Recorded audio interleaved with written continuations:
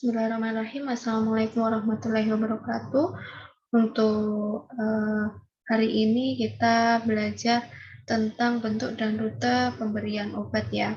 Jadi nanti tujuan pembelajarannya adalah mahasiswa dapat menjelaskan macam-macam bentuk obat dan juga mahasiswa dapat menjelaskan tentang rute pemberian obat.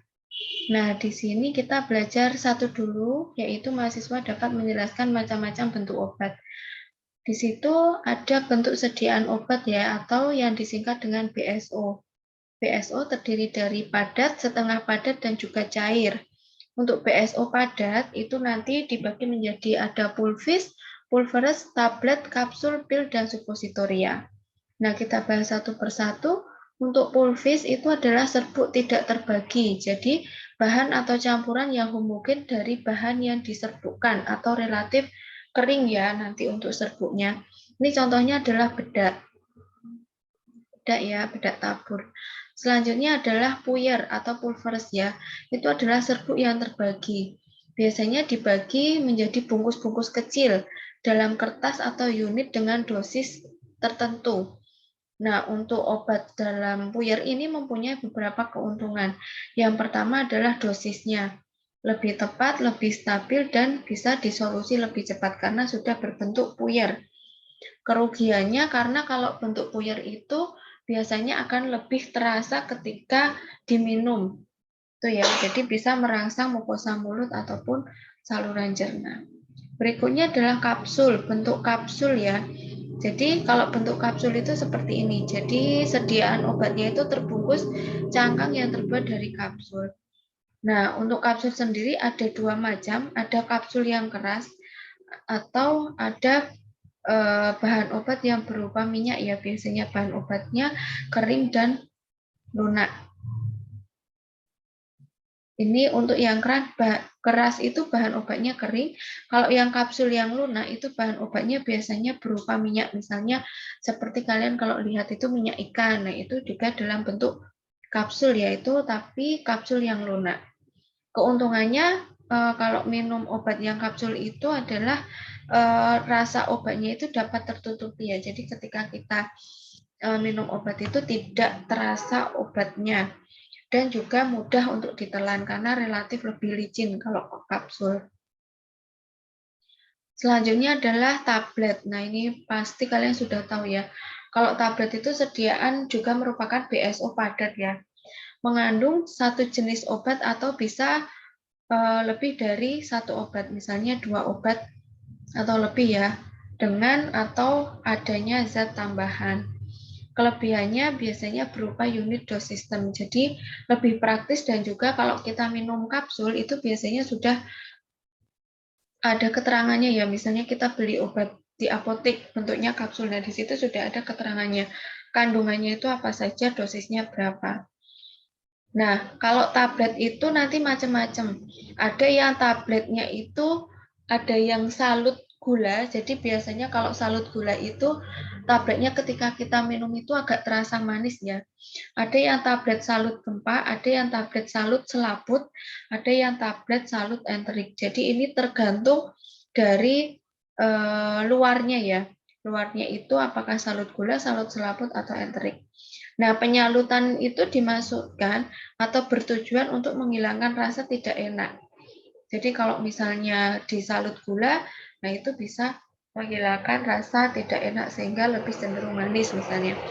Menaikkan stabilitas obat supaya tablet terlihat lebih baik untuk menghindari iritasi, rusak oleh asam lambung atau misalnya obat ini adalah tujuannya nanti bukan dipecah atau diabsorpsinya itu banyak di lambung, tapi lebih di usus misalnya.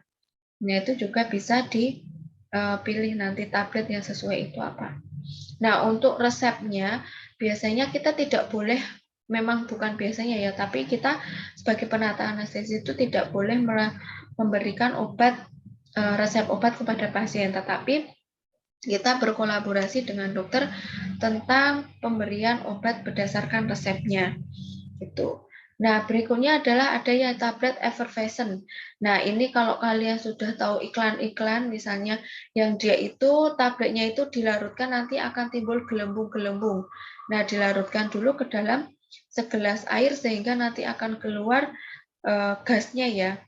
Nah, terus nanti tabletnya itu akan pecah dan larut dalam air, baru nanti pasiennya atau kita bisa meminumnya. Berikutnya adalah pil. Kalau pil itu sediaan yang berbentuk bulat seperti kelereng ya, biasanya kecil-kecil ya seperti ini. Bisa mengandung satu atau lebih bahan obat tergantung dari pilnya. Nanti misalnya di situ pilnya ada tulisannya apakah yang terkandung obat-obatannya itu. Mengandung obat sediaan obat apa. Berat pil berkisar antara 100 mg sampai 500 mg.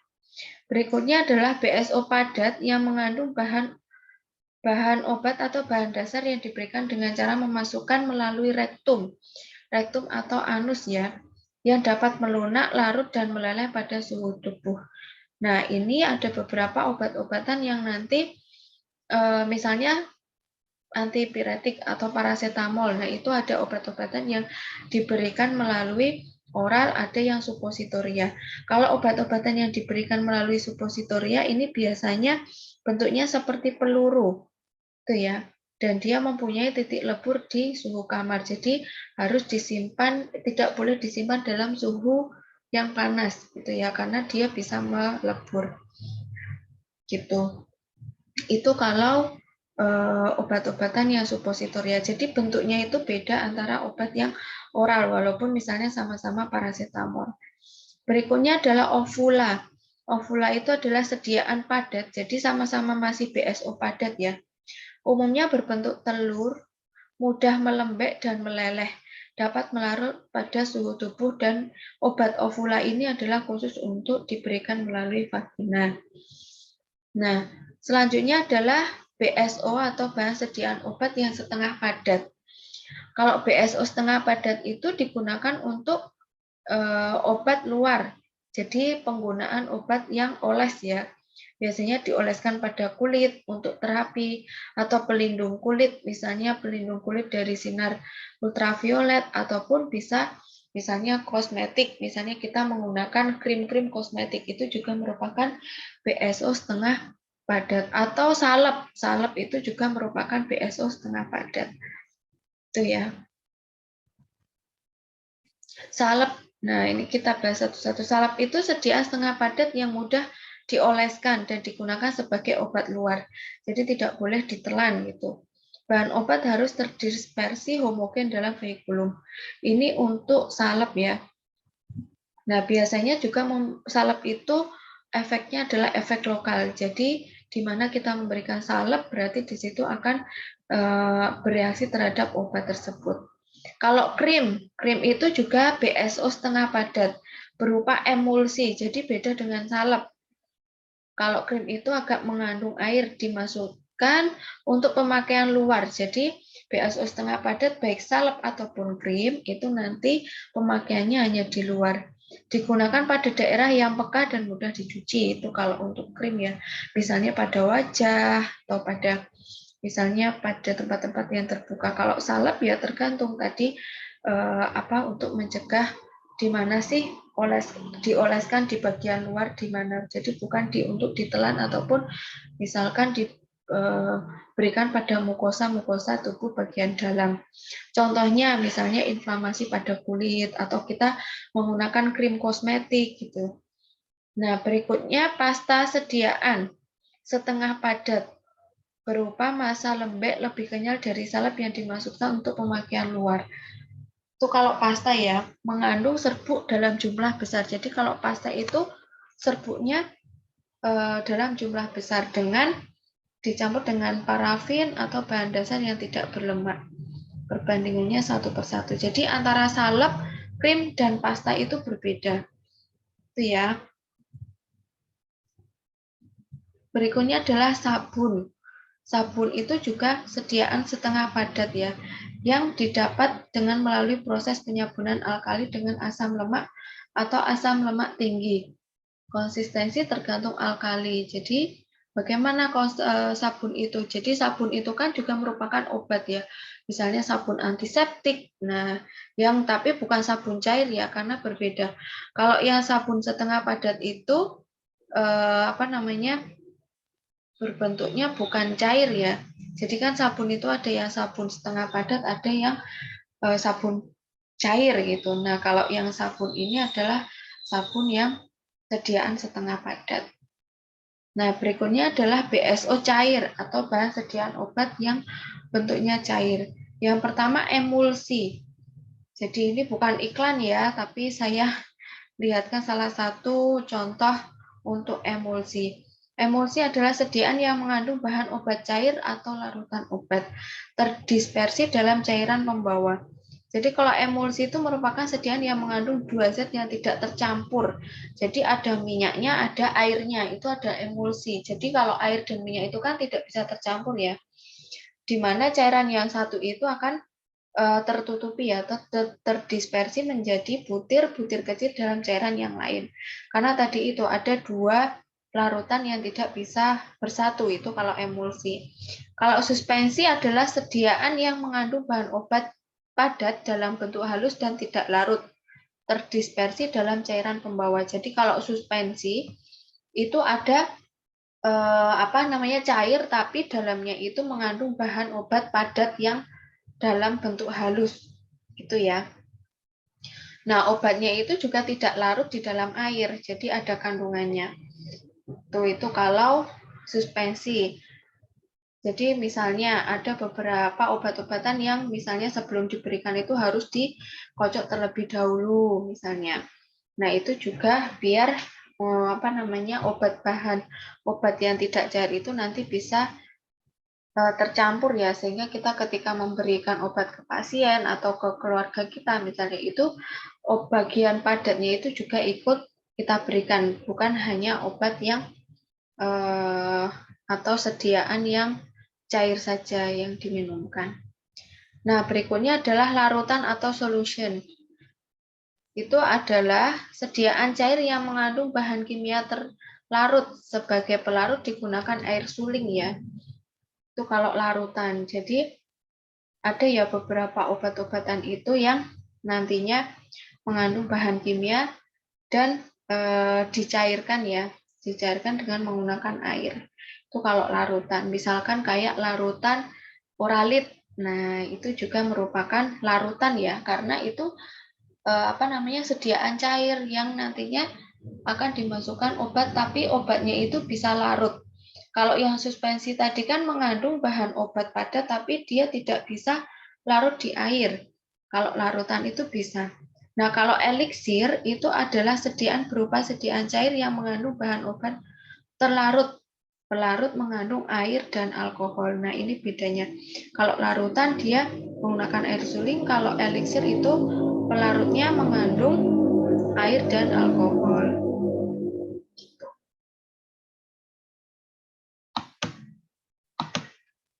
Berikutnya adalah injeksi. Kalau injeksi sudah tahu ya, mungkin kalian sudah belajar di praktikum juga ya, adalah sediaan steril yang disuntikkan dengan cara bisa merobek jaringan ke dalam kulit dengan menggunakan squid ya. Jadi bukan merobek tapi menyuntikkan ya. Menyuntikkan obat itu atau tadi ya larutan, bukan larutan ya, obat yang berbentuk cair itu melalui kulit gitu. Injeksi dapat berupa larutan, emulsi, suspensi, atau serbuk steril yang harus dilarutkan. Nah, kemarin ada yang mendapatkan ini ya, obat-obatan dalam vial yang berbentuk serbuk. Jadi kalau berbentuk serbuk itu kan tidak bisa kita injeksikan. Jadi harus apa? Harus kita larutkan dulu. Larutkan dulu ke dalam, dicampur dengan menggunakan air steril atau di Aquades ya, sehingga nanti kita sesuaikan dengan resep dari dokternya dan kita lakukan injeksi. Nah, injeksi itu nanti macam-macam, ada rutenya ya, nanti kita bahas selanjutnya. Jadi kalau kalian mendapatkan obat-obatan di dalam vial ya, tapi itu bentuknya itu adalah serbuk, maka harus dilarutkan dulu atau disuspensikan dulu dengan mencampurkan air steril atau Aquades. Nah, obat berikutnya masih BSO cair, yaitu adalah kutai atau tetes. Sediaan cair berupa larutan, emulsi, atau suspensi yang dimaksudkan untuk obat dalam ataupun obat luar. Digunakan dengan cara meneteskan dengan menggunakan penetes atau pipet. Nah, biasanya ada beberapa obat-obatan tetes itu yang tidak menggunakan pipet, tapi sudah di ini ya, sudah secara langsung itu obatnya itu bisa kita berikan ke pasien karena dari bentuknya itu sudah langsung langsung praktis digunakan untuk tetes, misalnya tetes mata ataupun tetes telinga gitu ya, tanpa menggunakan pipet. Tapi ada beberapa juga yang perlu menggunakan pipet. Nah, berikutnya kita bahas rute pemberian obat. Nah, di sini untuk rute pemberian obat, itu ada konsep dan teknik pemberian obat melalui oral dulu ya. Oral, sublingual, dan bukal. Kalau konsep dan teknik cara pemberian obat melalui oral itu adalah pemberian obat yang paling mudah dan paling umum digunakan. Pasti kalian juga pernah ya, jadi langsung diminum melalui mulut dan langsung ditelan. Entah itu nanti BSO-nya cair atau BSO-nya padat. Kalau ketika diberikan melalui oral ya berarti obat itu melalui mulut dan langsung ditelan. Berbeda dengan pemberian yang sublingual. Kalau sublingual itu dirancang supaya obat itu setelah diletakkan di bawah lidah itu mudah larut dan mudah diabsorpsi. Jadi kalau digambar ini ya, ditaruhnya di bawah lidah dan ini tidak boleh ditelan. Jadi nanti obatnya itu akan larut sendiri di sini. Dan ketika obatnya ditaruh di bawah lidah itu pasien tidak boleh minum dulu sebelum semua obat itu larut. Nah, itu adalah pemberian obat dengan melalui sublingual. Kalau pemberian obat melalui bukal, rute bukal itu dilakukan dengan menempatkan obat padat di membran mukosa pipi. Jadi di samping mukosa pipi ya, di bagian dalam, namanya mukosa itu berarti bagian dalam. Kalian kan ada mukosanya ya pipi, jadi di pinggir kanan ataupun pinggir kiri. Nah, di sini klien harus diajarkan untuk menempatkan dosis obat secara bergantian di pipi kanan dan pipi kiri supaya mukosa tidak iritasi. Jadi bukan ditempelkan di luar pipi ya, tapi mukosa itu adalah di bagian dalam. Kalau kita lihat berarti nanti di bagian dalam di sini, baik pipi di sebelah kanan ataupun pipi di sebelah kiri, itu adalah pemberian secara bukal. Jadi nanti bisa bergantian antara kanan dan kiri biar tidak iritasi mukosanya. Klien juga diperingatkan untuk tidak mengunyah ataupun menelan. Jadi baik bukal ataupun sublingual itu tidak boleh ditelan ya, karena kalau ditelan nanti namanya bukan pemberian bukal ataupun sublingual, tapi dengan pemberian oral. Berikutnya konsep dan teknik cara pemberian obat melalui parenteral. Parenteral itu ada 4. Ada melalui intravena, intrakutan, subkutan, dan intramuskular. Nah, kalau pemberian obat melalui intravena, itu adalah pemberian obat dengan cara memasukkan obat ke dalam pembuluh darah vena dengan cara menggunakan squid ya atau jarum suntik ya, ataupun bisa melalui selang infus. Kalau pasiennya itu sudah terpasang infus, karena infus itu juga merupakan jalur intravena. Jadi seperti ini ya, kita juga harus menggunakan alat bantu tourniquet untuk memudahkan kita mencari vena pasiennya. Nah, ini nanti kalian belajar juga di praktikum. Terus, pemberian obat melalui intrakutan. Kalau pemberian obat melalui intrakutan itu berarti dengan cara memasukkan obat ke dalam jaringan kulit yang dilakukan untuk tes alergi biasanya ya. Tes alergi untuk misalkan obat-obatan tertentu, apakah pasiennya itu mempunyai alergi terhadap obat tertentu atau tidak. Misalnya terhadap antibiotik atau terhadap penisilin. Nah, kalau intrakutan itu karena kita memasukkan obat ke dalam jaringan kulit ini rasanya sakit ya, karena ditaruh di bawah dermis ataupun epidermis. Nah, biasanya bagaimana kita mengetahui apakah obat itu masuk di intrakutan atau tidak? Nah, di sini akan ada sejenis seperti gelembung ya, gelembung atau bula yang nantinya itu berisi obat yang kita masukkan. Nah, itu adalah intrakutan. Jangan kebalik dengan yang namanya subkutan. Kalau intrakutan itu di dalam kulit, kalau subkutan itu dilakukan di bawah kulit. Jadi seperti ini. Kalau intrakutan itu tadi ya, dimasukkan ke dalam dermis, di bawah dermis atau epidermis. Tapi kalau intrakutan itu adalah di bawahnya, di bawah kulit. Jadi nanti derajat penyuntikannya juga akan berbeda antara subkutan dan intrakutan. Kalau intrakutan pasti akan lebih derajatnya lebih rendah ya dibandingkan dengan subkutan karena kita harus bisa memasukkan obatnya itu ke dalam lapisan kulit. Kalau intrakutan berarti kedalamannya atau jarumnya itu harus lebih tinggi ya atau sekitar di sini kalau 90 itu berarti intramuskular ya. Tuh, tapi kalau intrakutan itu seperti ini. Tapi intrakutan itu subkutan ya. Subkutan itu juga bisa 90 derajat ketika misalnya ini ya, apa namanya, jarumnya itu pendek. Nah, misalnya pada penyuntikan insulin. Nah, itu kan pemberiannya melalui subkutan, tapi kita derajatnya menggunakan 90 derajat karena untuk insulin itu kan jarumnya pendek atau jarumnya kecil ya. Jadi untuk injeksinya lokasinya bisa di dalam di area perut, bisa di area lengan, bisa di area sini, bisa di paha, tuh bisa di lengan bagian atas ini juga bisa. Itu ya, ini adalah tempat-tempat injeksi subkutan.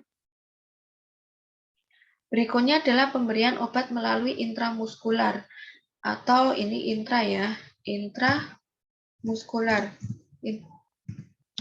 Intramuskular atau IM. Jadi kalau IM itu namanya muskular itu kan otot. Kalau intramuskular berarti memasukkan obatnya ke dalam jaringan otot.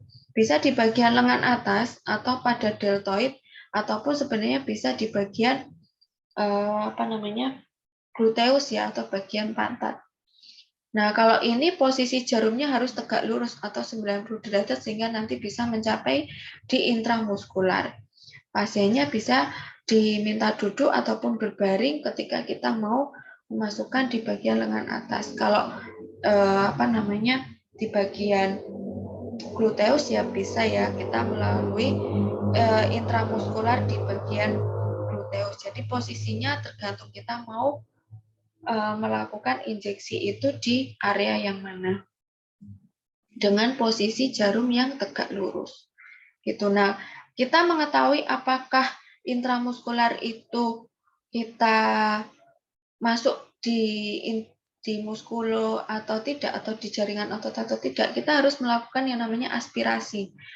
Aspirasi itu fluidnya ditarik ya. Ditarik. Kalau misalnya dilakukan aspirasi itu tidak ada darah, maka itu sudah masuk di intramuskular. Jadi bisa kita tekan ya, atau bisa kita semprotkan secara perlahan obatnya itu hingga habis. Gitu. Berikutnya adalah konsep dan teknik cara pemberian obat secara topikal. Topikal itu bisa kulit, mata, telinga, ataupun hidung. Kalau pada kulit ya pemberian obat yang dilakukan pada kulit ya. Misalnya tujuannya bisa mempertahankan hidrasi atau mengatasi infeksi. Tadi ya bisa dengan obat-obatan yang BSO setengah padat. Misalnya dengan salep ataupun dengan krim atau dengan yang lainnya tergantung dari resep dokternya. Itu dari kulit. Kalau pada mata, ini ya, pertama harus hal yang perlu diperhatikan, kita harus bersihkan daerah kelopak mata dan bulu mata dengan kapas yang lembab ataupun tisu dari sudut luar mata ke arah hidung. Itu ya, jadi harus dibersihkan dulu. Jangan lupa juga kita harus mencuci tangan. Itu buka mata dengan menekan perlahan bagian bawah. Jadi bagian bawahnya ditekan sehingga nanti bisa membuka maksimal matanya. Baru kita teteskan ya obatnya itu sesuai dengan dosis yang dimiliki oleh pasien atau diresepkan oleh dokter. Bila perlu bisa menutup mata dengan kasa. Itu kalau bila perlu, kalau tidak ya tidak perlu kita lakukan. Berikutnya adalah pada telinga. Pada telinga ya berarti kita melakukan tetes telinga ya. Hal-hal yang perlu diperhatikan, kita sebelumnya harus mengatur posisi pasiennya. di telinga yang mana gitu ya, yang sakit atau yang butuh obat, apakah mau miring ke kanan ataupun miring ke kiri. Nah, telinga itu diupayakan untuk pasien itu telinga ke atas ya. Jadi misalnya di bagian kanan ataupun bagian kiri. Terus diluruskan dengan menarik lubang telinga secara perlahan. Jadi jangan dijewer gitu ya kalau istilahnya, tapi ditarik dengan perlahan dan setelahnya baru diteteskan. Setelah diteteskan ya jangan langsung pasiennya diminta untuk menegakkan kepala lagi, tapi dipertahankan posisinya selama 2 sampai 3 menit untuk telinga yang tadi sudah kita teteskan. Pada hidung, hal yang perlu diperhatikan ini ya, mengatur posisi pasien duduk di kursi dengan kepalanya menengadah ya, berbaring dengan ekstensi. Ekstensi itu berarti menengadah di tepi tempat tidur, berbaring dengan bantal. Misalnya ini lebih memudahkan pasien untuk melakukan menengadah ke belakang ya. Jadi kita ganjal bantal di bawah bahu pasiennya. Terus berikan tetesan sesuai dengan dosis masing-masing lubang hidung, misalnya kanan ataupun kiri, atau hanya di bagian kanan saja atau kiri saja sesuai dengan resep. Setelah itu jangan langsung pasiennya diminta untuk memindah posisi ya, tapi harus mempertahankan posisi kepala tengadah selama 5 menit. Berikutnya pemberian obat melalui anus atau rektum yang namanya adalah supositoria. Tadi yang sudah saya jelaskan ya. Jadi di sini prosedur kerjanya itu yang di blok ini yang perlu diperhatikan ya. Yang pertama kita harus meminta pasien mengambil posisi tidur miring atau SIMS ya. Kalian sudah belajar positioning. Nanti ada posisi SIMS itu seperti apa. Regangkan bokong, terus kita masukkan obat supositoria dengan perlahan melalui anus ya. Nah, setelah itu ini ada kalau di orang dewasa itu sekitar 10 cm, kalau di anak-anak itu sekitar 5 cm. Setelah selesai, jangan lupa dibersihkan, terus pasiennya itu diminta untuk berbaring ya, atau berbaring miring selama kurang lebih 15 menit itu untuk memastikan bahwa obatnya itu sudah masuk ke dalam anus atau tidak keluar kembali. Berikutnya adalah pemberian obat melalui vagina atau tadi ya, obat-obatan ovula. Tuh, jadi misalnya untuk mengatasi infeksi-infeksi lokal pada vagina gitu. Nah, di sini hal yang perlu diperhatikan adalah anjurkan pasien tidur dalam posisi dorsal recumbent. Kalian sudah belajar positioning di kebutuhan fisiologi dasar manusia. Nanti bisa dilihat kalau posisi SIMS itu seperti apa. Posisi SIMS itu adalah semi tengkurap. Kalau yang dorsal recumbent itu berarti kakinya dibuka dan ditapakkan pada bed pasien ya, berbeda dengan yang misalnya litotomi. Kalau litotomi itu kan dibuka dan diangkat gitu. Nah, itu adalah pemberian obat-obatan, rute pemberian obat-obatan. Nah, sampai sini materi ini untuk apa, rute pemberian obat dan juga tadi ya bentuk obat-obatan. Nanti ketika ada pertanyaan bisa di forum diskusi ya. Kita akhiri pembelajaran pada hari ini dengan membaca doa sama-sama. Alhamdulillahirrahmanirrahim. Saya akhiri. Wassalamualaikum warahmatullahi wabarakatuh.